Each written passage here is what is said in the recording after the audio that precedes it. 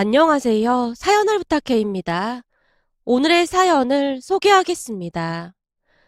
어느 날 한 커피숍에서 친구 미진이와 시간을 보내고 있었습니다. 미진이는 제게 있어 가족과도 같은 사이였기에 그동안 제가 겪은 일들을 모두 알고 있었거든요. 그렇게 시간이 가는 줄 모르고 이런저런 이야기를 하고 있었는데요. 요란한 소리와 함께 제 휴대폰이 울려댔습니다. 최근 들어서는 휴대폰만 울려대면 깜짝깜짝 놀라는 버릇이 생겼기에 제가 떨리는 손으로 휴대폰만 바라보고 있었어요. 그 모습에 미진이가 걱정스레 제게 물었습니다. 왜? 누군데 그래? 어떡하지? 왜? 그 사람이야?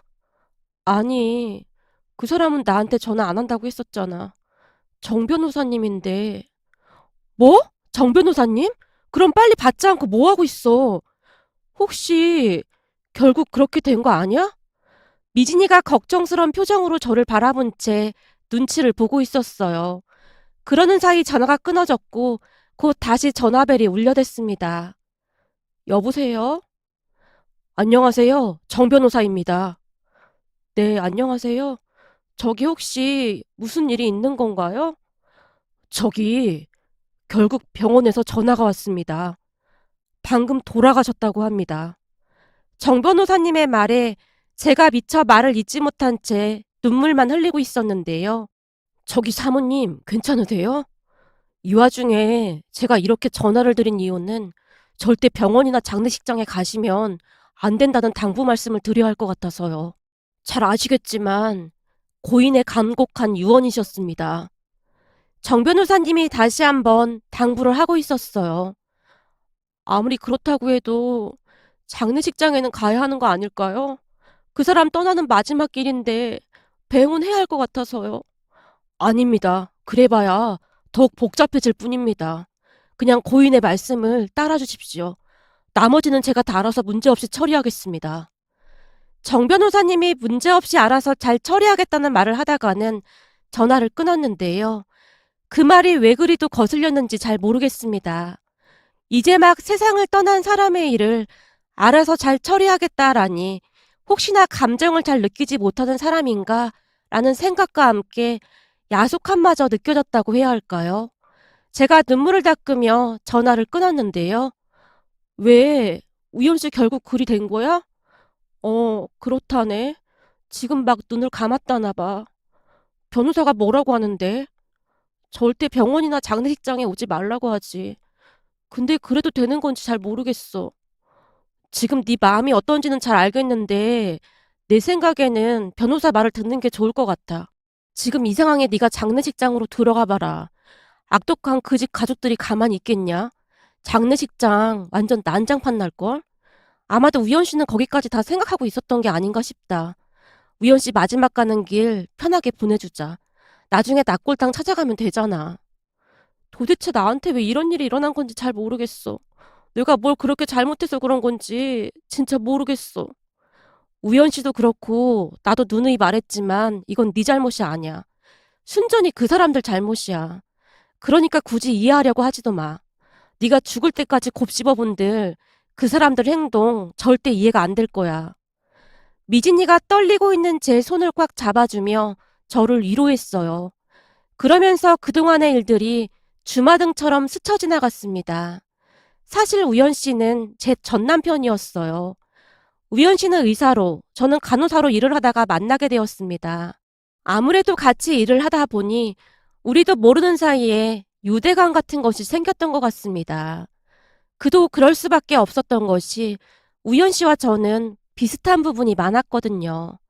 우연 씨 부모님과 우리 부모님은 많은 것이 닮아 있었으니까요. 간단하게 설명하자면 우연 씨도 그렇고 저도 그렇고 부모님의 강요에 의해 적성에 맞지도 않은 일을 하고 있었습니다. 우리 부모님은 제가 의대에 가길 바랐어요. 하지만 다들 아시겠지만 의대에 가는 일은 결코 쉬운 일이 아니었습니다. 재수를 하고 사수까지 했지만 의대에 떨어지게 되었고 차선책으로 어쩔 수 없이 선택한 것이 간호학과였습니다. 사수까지 했지만 의대에 떨어졌을 때 엄마가 제게 차가운 목소리로 말했거든요. 아니, 남들 다 가는 의대를 어떻게 4번씩이나 떨어질 수가 있는 거니? 네 오빠를 한번 봐봐라. 한 번에 딱 하고 붙은 거. 넌 대체 누굴 닮은 거니? 내가 너 때문에 얼굴을 들고 다닐 수가 없어. 사수한다고 했을 때도 사람들이 엄청 수근거렸는데 이젠 어떻게 할 거야? 너까지 의대 합격하면 병원 하나 개원해서 네 오빠랑 둘이 운영하라고 하려고 했는데 너 때문에 망했잖아. 이렇게 된 거 그냥 간호학과나 가. 간호학과 가서 나중에 네 오빠 병원 개원하면 뒤치락거리나 해. 네 수준에는 그게 딱이야. 내가 진짜 창피해서 얼굴을 못 들고 다니겠다.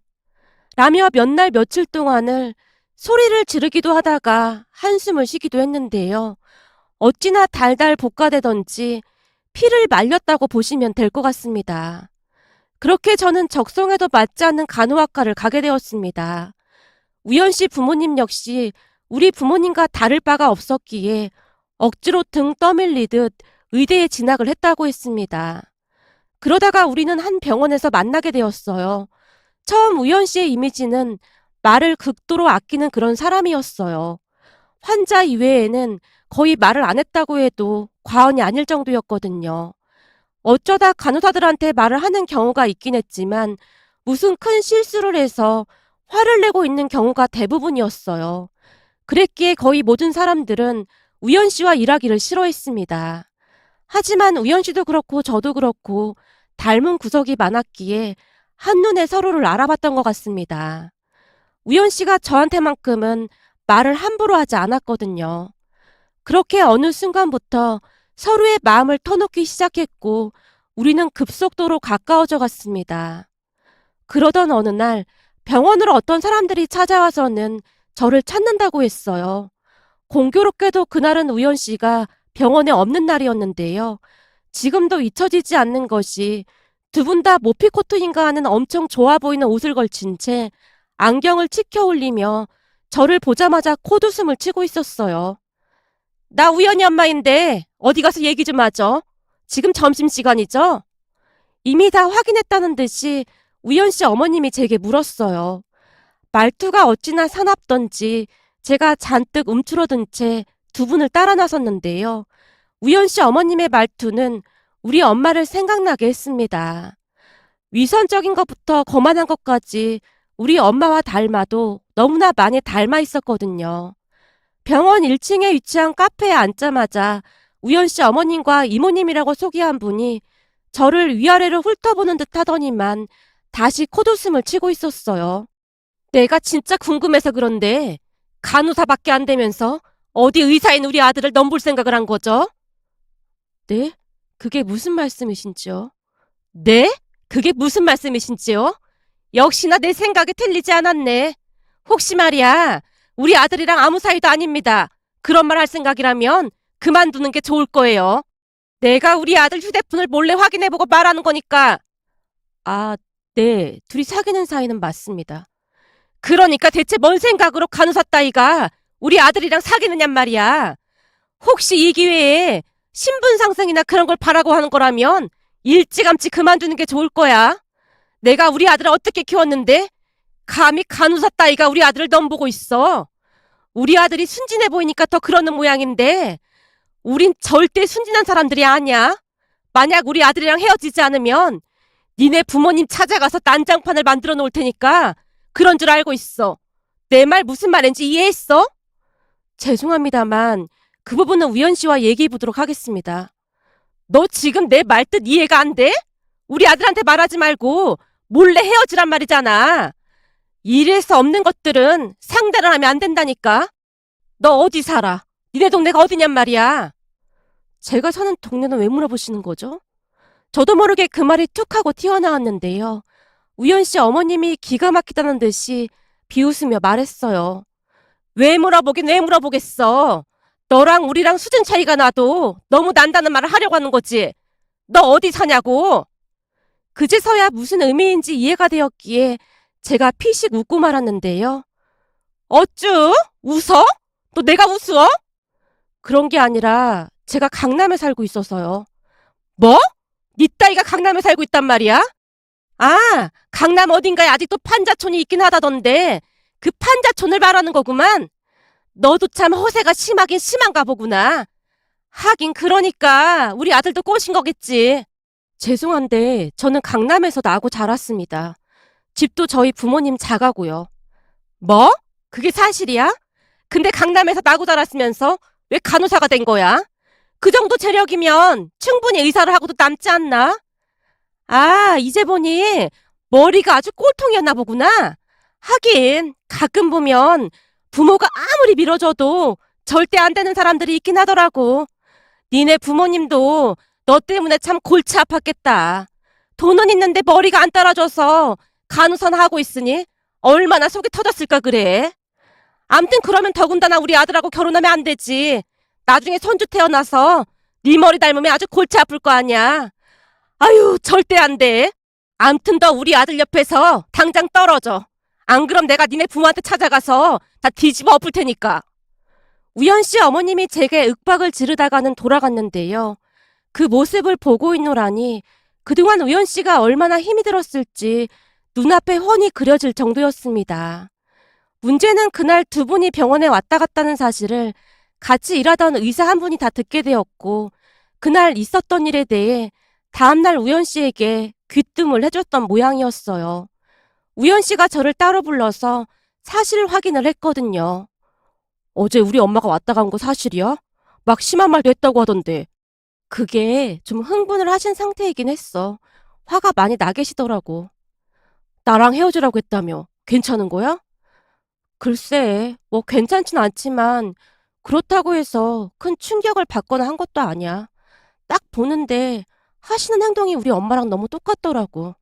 위원 씨도 알다시피 우리 엄마한테 워낙 단련이 돼서 그런지 위원 씨 어머님 말이 크게 와닿진 않더라고. 난 그게 더 슬펐는걸. 그런 소리를 듣고도 아무렇지도 않은 내 자신이 너무 가엾기까지 했거든. 진짜 미안해. 아마도 몰래 내 휴대폰을 본 모양이야. 진짜 미안해. 괜찮아. 이런 일 워낙 많이 겪어서 진짜로 아무렇지도 않았어. 우리 엄마 같아서도 그랬을걸?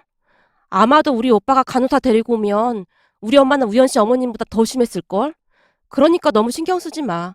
그리고 혹시나 어머님 때문에 나랑 헤어져야 한다면 난 진짜 괜찮으니까 언제든지 말만 해. 사실 난 우연 씨랑 결혼까지 할 생각도 없었어. 이런 일이 일어날 거라고 미리 예상하고 있었거든. 민지야, 무슨 일 있어도 난 너랑 결혼할 거야. 그러니까 그런 생각하지 말아줘. 가족들하고 연을 끊는 한이 있더라도 꼭 너랑 결혼할 거니까. 우연 씨, 그럴 필요 없어. 우연 씨, 절대 어머님 못 이겨. 나도 우리 엄마를 이긴 적이 단 한 번도 없었거든. 그게 절대로 쉬운 일이 아니야. 그니까 너무 그렇게 심각하게 생각할 필요 없어. 제가 너무나도 쿨하게 말했던 것일까요? 우연 씨의 눈이 촉촉하게 젖어 있었습니다. 그리고 저는 우연 씨의 그 눈빛이 걱정이 될 수밖에 없었는데요. 우연 씨의 눈빛을 보며 앞으로 일어날 일에 대해 조금은 예견을 하고 있었던 것 같습니다. 그날 우연 씨의 눈빛은 평소와는 다른 그런 눈빛이었으니까요. 그 뒤 제 예상은 정확하게 맞아떨어졌고 우리 앞에는 가시밭길이 펼쳐져 있었어요. 며칠 뒤 우연 씨가 저와 결혼하겠다고 가족들에게 통보를 했거든요. 그 바람에 우연 씨 어머님이 쓰러져서 병원에 입원까지 하게 되었고 우연 씨 여동생이 저를 찾아와서는 가정 파탄자라는 말까지 하다 갔어요.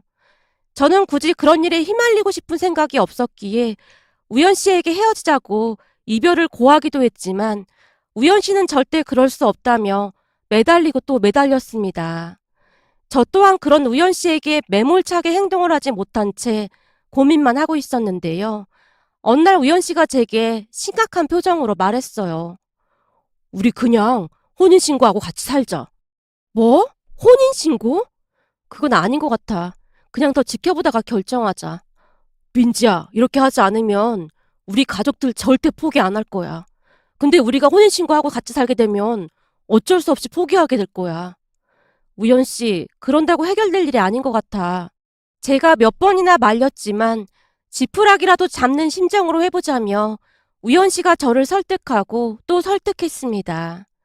지금 돌이켜 생각해보면 그때 만약 그런 선택을 하지 않았다면 우연 씨와 제 인생이 바뀔 수도 있지 않았을까 하는 생각이 들기도 합니다.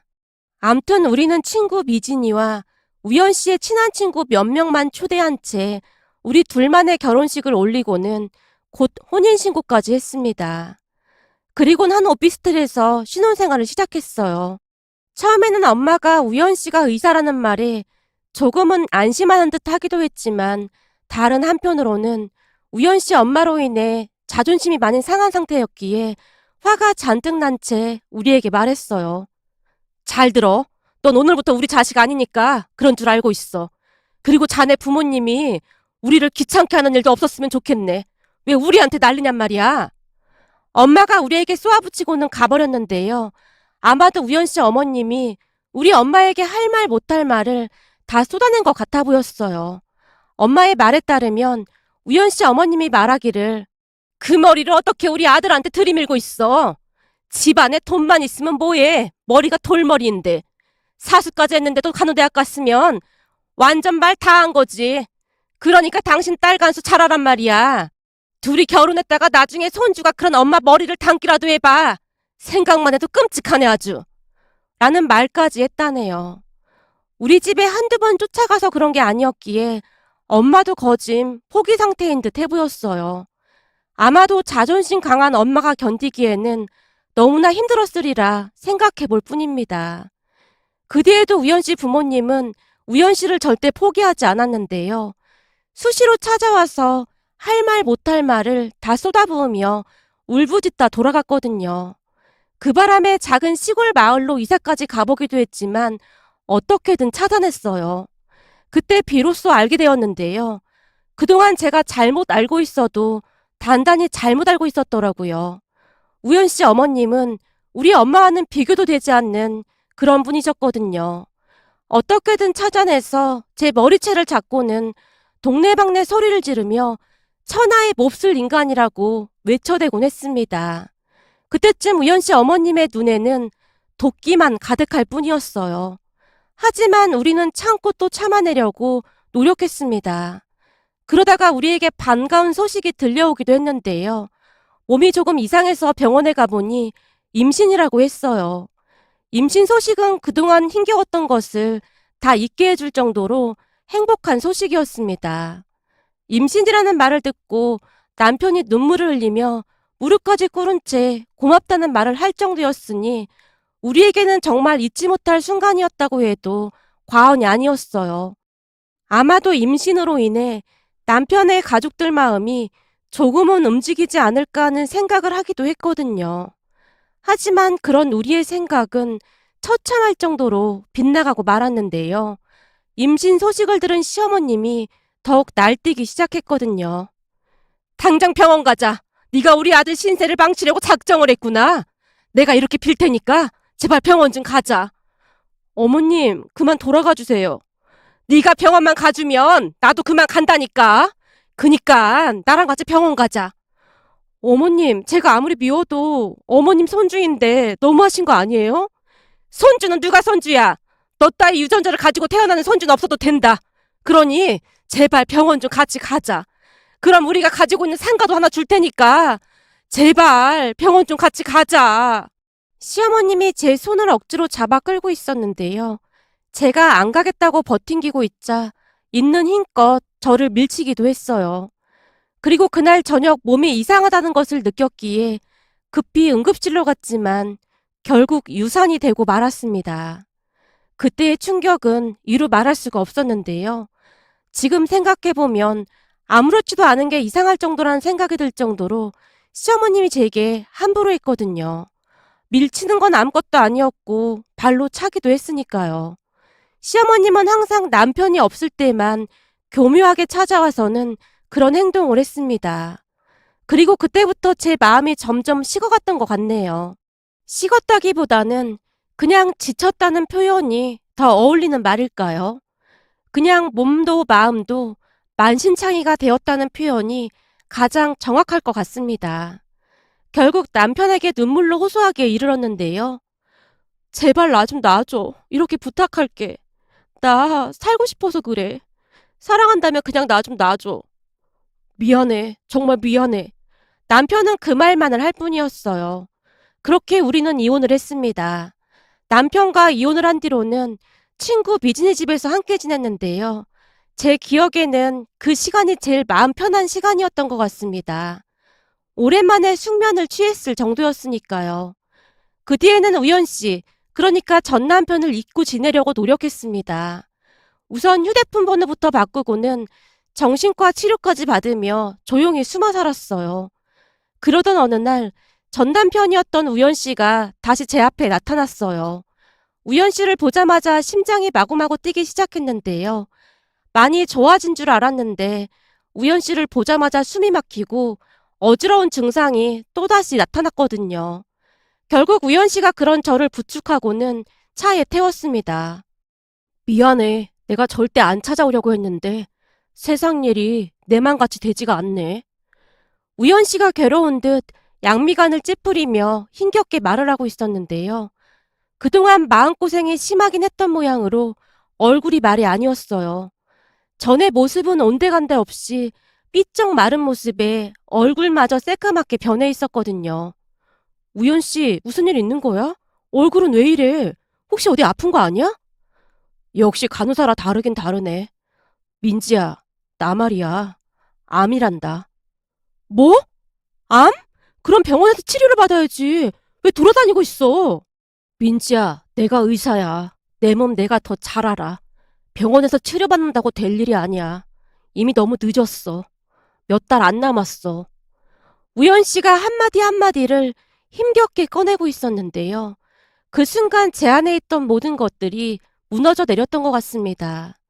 그렇게 기가 막힌 현실을 받아들이지 못한 채 눈물만 흘리고 있었어요.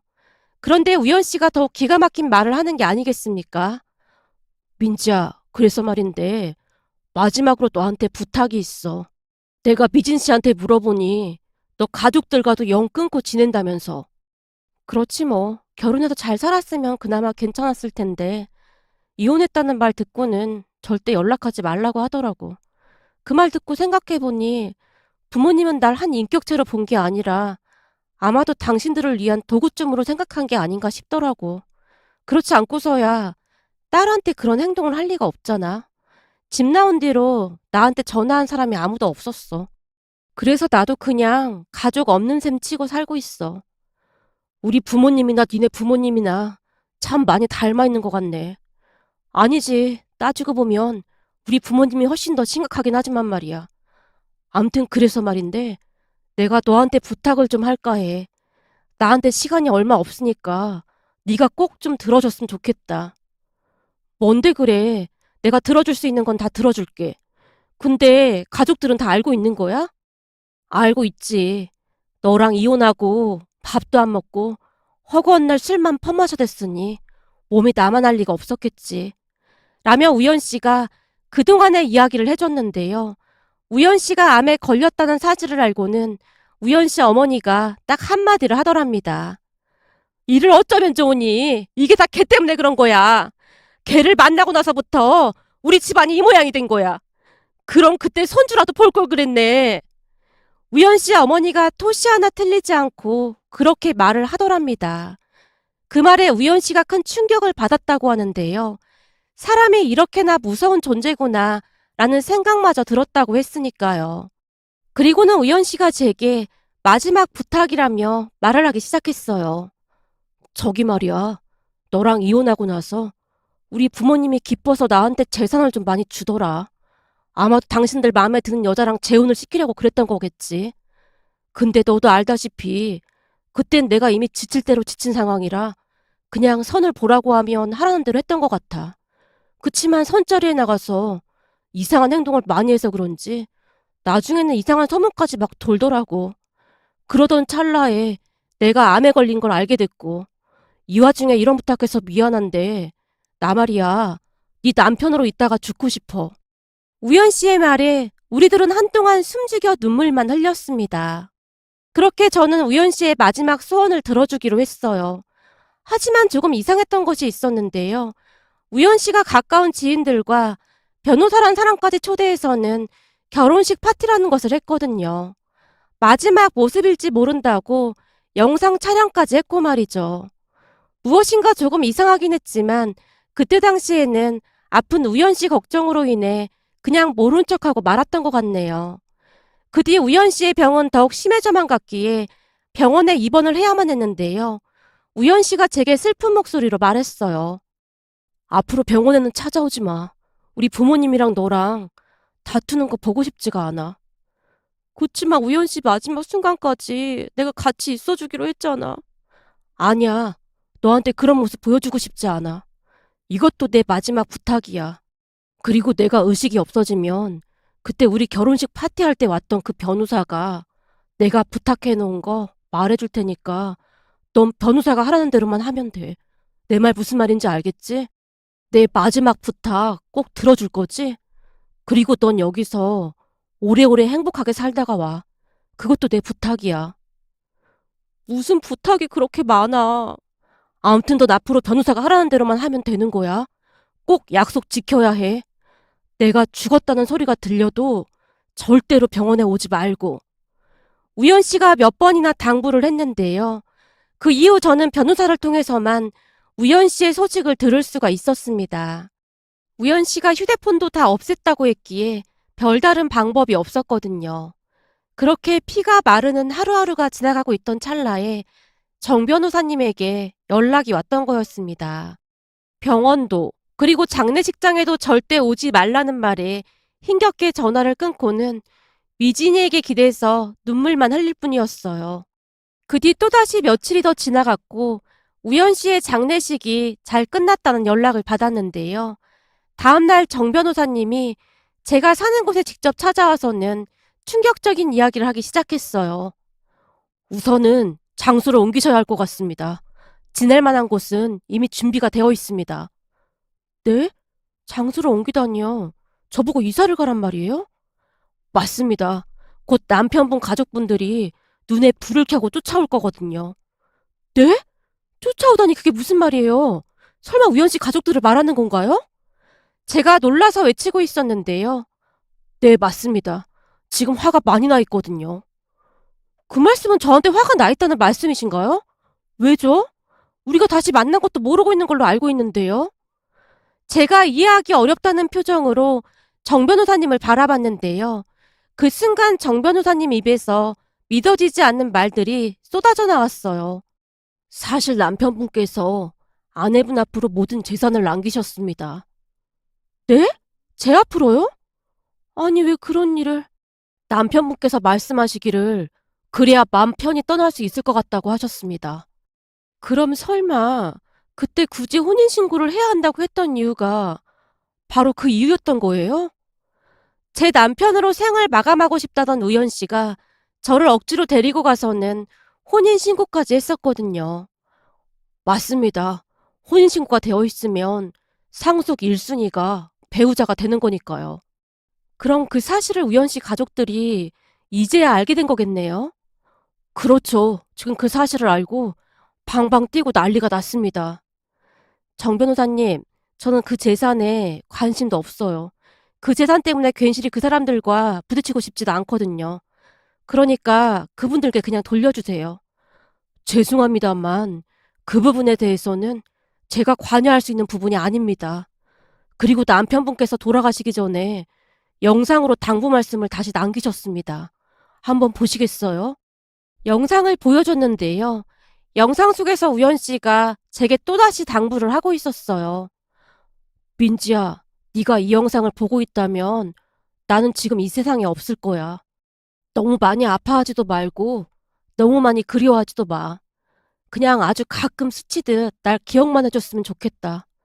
그리고 정 변호사님이 알아서 잘 하겠지만 내 앞으로 돼 있는 재산은 네가 다 받아줬으면 좋겠다. 반드시 그렇게 해야 해. 그때 말이야. 네가 임신했을 때 나한테 그랬잖아.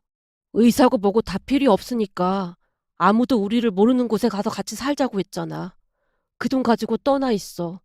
내가 이미 다 준비해놔서 정 변호사님이 다 알아서 처리해 주실 거야. 그곳에서 행복하게 살았으면 좋겠다. 그리고 다시 좋은 사람 만나서 결혼도 하고 예쁜 아이도 낳고 그렇게 살았으면 좋겠어. 그러니까 유산 안 받는다는 소리 하지 말고 꼭 받아서 내 소원 좀 들어줘. 라는 말을 하고 있었습니다. 영상을 보고는 남편의 말을 따르기로 했어요. 그 뒤 정 변호사님이 안내하는 대로 다른 집에서 지내다가 곧 해외로 떠났으니까요. 정 변호사님 말로는 시댁 가족들이 눈에 불을 켜고 저를 찾아다녔지만 남편이 어찌나 철저히 준비를 했던지 결국 찾지 못한 채 시간이 지나면서 잠잠해졌다고 하네요. 남편은 낯선 곳에서 홀로 지낼 제 걱정부터 했다고 하는데요. 그곳에 도착해보니 남편의 친구 부부라는 사람들이 저를 기다리고 있었거든요. 그분들 덕분에 한동안 그곳에서 남편을 추모하며 복잡한 생각들을 정리할 수가 있었어요. 그렇게 몇 년 후에 다시 한국에 들어올 수가 있었는데요.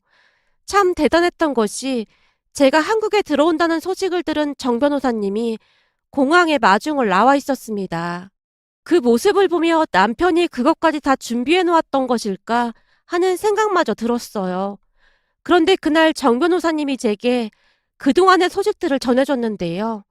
대부분의 소식이 남편 가족들의 소식이었습니다. 한동안 저를 찾아다니다 포기한 남편 가족들에게 충격적인 일이 일어났다고 하는데요.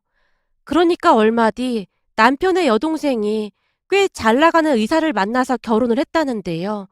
그 남자 집안이 그렇게나 부자였다고 합니다.